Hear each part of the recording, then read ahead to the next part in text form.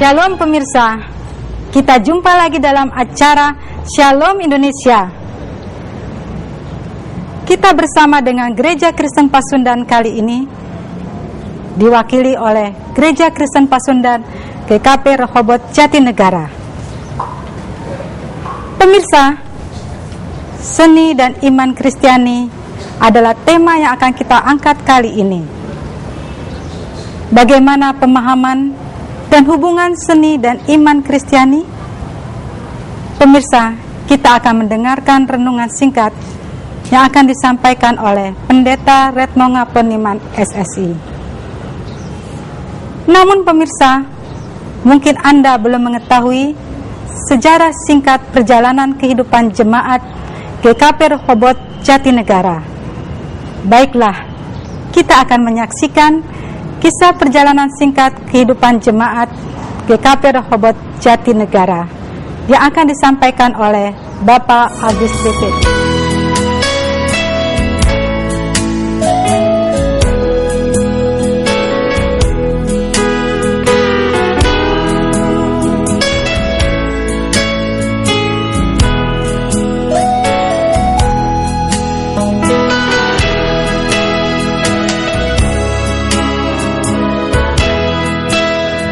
Saudara pemirsa seluruh tanah air, jemaat ini dinamai Rehoboth oleh pendeta pertama jemaat ini, yaitu Pendeta King, tepatnya pada 25 November 1861.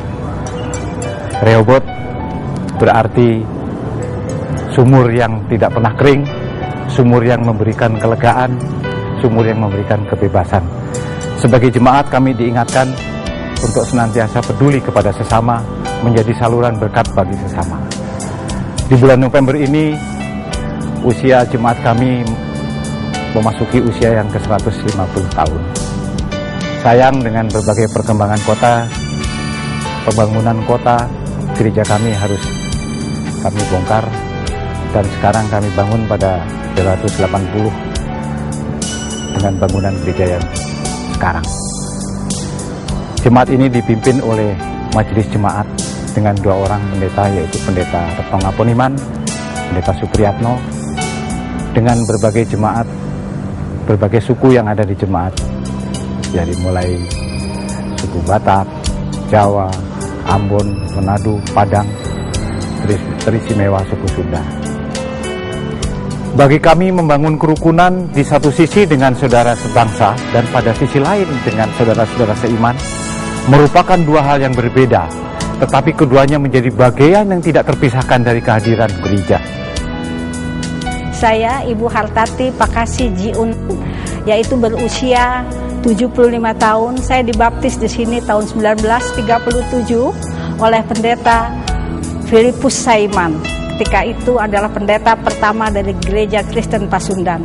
Dan sejarah daripada Gereja Kristen Pasundan, yaitu Gereja Rehoboth, adalah dari 3 keluarga, yaitu dari 3 kampung yang bernama Cigelam, Kampung Sawah, dan Gunung Putri.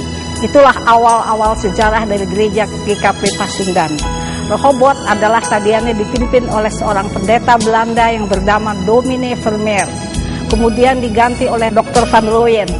Dan pendeta yang pertama adalah Pendeta Filipus Saiman.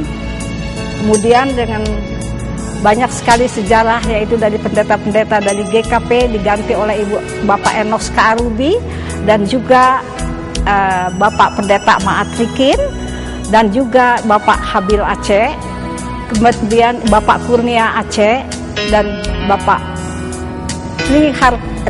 Tri Atmaja sebagai Bapak Konsulen, Bapak Pendeta Konsulen. Dan saya pada tahun itu juga, tahun 1993, saya ditahbiskan sebagai majelis jemaat di sini. Saya sekolah minggu di sini dari tahun 42 hingga tahun 47, dan kemudian saya mengajar sekolah minggu di sini. Kemudian tahun 56 barulah resmi Rehoboth ini GKP. Tadiannya NVC, yaitu Nederlandse Vereniging Zanding Vereniging. Ayah saya adalah majelis jemaat di sini, yaitu Bapak Saim Jiun. Waktu itu pendetanya adalah Maatrikin. Dan kemudian juga saya dari 3 kampung itu, yaitu keluarga besar Elia. yang hingga sini tersebar di seluruh Indonesia, yaitu keluarga Elia. Salah satunya ada Dr. Renata Elia, yaitu keluaran dari GKP.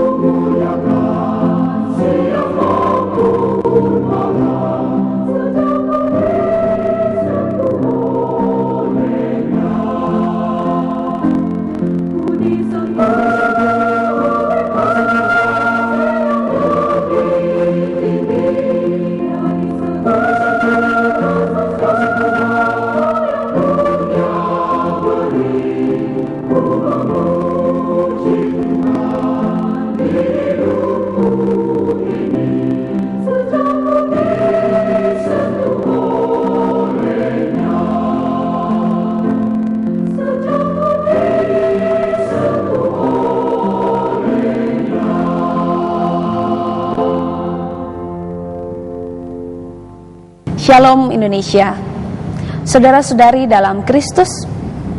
Pada hari ini, marilah kita bersama membuka hati dan kehidupan kita sesuai dengan firman Tuhan yang akan ditaburkan, dan biarlah itu menjadi kekuatan bagi kita, khususnya bagi kita yang hidup tidak pernah lepas dari kesenian. Setiap orang yang berkarya dalam dunia kesenian, dan semua orang yang merasakan betapa seni berperan penting dalam hidupnya. Ibu bapak, saudara-saudari, tahukah Anda bahwa Bezalel dan Aholiab, mereka adalah orang-orang ahli dalam dunia seni. Mereka dipakai mempersiapkan tempat kudus Allah. Dan yang luar biasa, bahwa di dalam hati mereka Allah sendiri yang menanamkan keahlian tersebut, sehingga kehidupan mereka berkarya nyata bagi kemuliaan nama Tuhan dan bagi kehidupan umat. Saudara-saudara, Keluaran pasal 36 ayat 1 dan 2 menggambarkan dengan nyata bahwa seni dan kehidupan kesenian adalah karya Roh Kudus, karya Allah sendiri yang ditanam dalam kehidupan masing-masing anak-anaknya. Oleh karena itu, kita yang tidak bisa lepas dari dunia seni, itu artinya Allah terus bekerja, Allah terus berkarya, dan Allah terus menanamkan kasih-Nya di dalam hidup kita, agar kita memakainya bagi kemuliaan nama Tuhan. Gereja pun dipanggil untuk terus mengembangkan kesenian, dan melalui karya-karya seni berbagai bentuknya, itu menjadi ekspresi sukacita, keagungan, dan kemuliaan Tuhan dalam hidup setiap umat manusia. Saudara-saudara, sungguh indah dalam hidup kita, tidak sepi, tidak sunyi, karena dunia seni membuat hidup semakin marak, semakin indah, dan semakin beragam. Biarlah kita dengan dasar firman ini memiliki tekad dan komitmen yang kuat agar seni sungguh hidup dan seni menjadi alat pewartaan kabar Tuhan. Musa juga memakai seni, memakai nyanyian sebagai alat pengajaran. Luar biasa saudara-saudara. Umat Israel yang begitu banyak, begitu ragam bisa dipersatukan melalui nyanyian pengajaran. Dan Musa tampil, bukan hanya memimpin, bukan hanya berkhotbah, tapi juga mengajarkan nyanyian pengajaran yang membentuk umat, menyiapkan umat untuk menyerahkan hidup sebagaimana yang Allah kehendaki. Seni sungguh kuat dan dahsyat. Karena itu berbahagialah kita semua yang dianugerahkan seni dalam hidup kita. Sebab itulah yang Tuhan tanamkan di dalam hati, dan Tuhan memelayakkan hidup kita untuk mewartakan dan terus berkarya melalui seni. Saudara terkasih, seni yang melekat dalam kehidupan seseorang adalah seni yang bertumbuh dari waktu ke waktu. Dan kesaksian Bapak Rahmat Komaramajan akan menyampaikan dan memberitakan kepada kita semua bahwa sejak dini, sejak muda, ia sungguh merasakan Tuhan menaruhkan jiwa seni dalam hidupnya, dan itu tidak ia sia-siakan, ia kembangkan. Dan mari bersama kita mendengar kesaksiannya, kiranya menjadi berkat bagi saudara semua. Nun panuyun nudi manggu. Saya Rahmat Majan, usia 68 tahun. Sejak masa remaja umur 15 tahun, pada tahun 1960 saya mulai aktif bernyanyi pada paduan suara di gereja. Itu kira-kira berjalan sudah 50 tahun. Saya tidak merasa capek dan bosan, karena saya berpendapat bahwa menyanyi atau memuji Tuhan dalam paduan suara merupakan sesuatu yang indah dan juga dengan penuh sukacita. Paduan suara bagi saya mempunyai arti dan makna dan juga punya motivasi tersendiri. Kita harus memuji Tuhan dan memuliakannya dengan harus lebih baik dan benar. Oleh sebab itu, kita harus punya komitmen dan disiplin yang tinggi yang kita sepakati bersama. Paduan suara bagi saya mempunyai arti tersendiri, yaitu pelajaran sabar, pelajaran